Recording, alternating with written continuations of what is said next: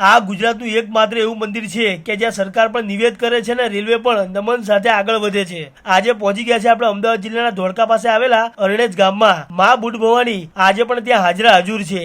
કહેવાય છે કે અહીંયા માં બુટ ભવાનીનું સ્વયં પ્રાગટ્ય થયું હતું।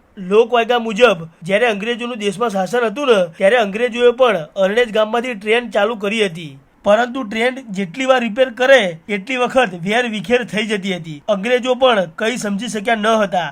આખરે કોઈએ તેમને કહ્યું કે માં બુટ ભવાની અહીં બિરાજે છે, તેમનું નૈવેદ્ય કરો। જ્યારે અંગ્રેજોએ માતાજીના મંદિરે સવા રૂપિયો નાળિયેર અને ચૂંદડી અર્પણ કરી તેની સાથે જ ટ્રેન દોડવા લાગી અને આજે પણ જ્યારે અરણેજ ગામમાં સીમાને ટ્રેન પસાર થાય છે ને ત્યારે હોર્ન વગાડીને માં બુટ ભવાનીને સલામ ભરે છે। નવરાત્રી ચૈત્ર સુદ પૂનમ માતાજીનો પ્રાગટ્ય દિન ધામધૂમ પૂર્વક ઉજવવામાં આવે છે। દર પૂનમે મોટી સંખ્યામાં અહીંયા ભાવિ ભક્તો દર્શન માટે આવે છે અને માં બુટ ભવાની દરેક ભક્તોની બધી જ મનોકામના પૂર્ણ કરે છે। જય માં બુટ ભવાની માં।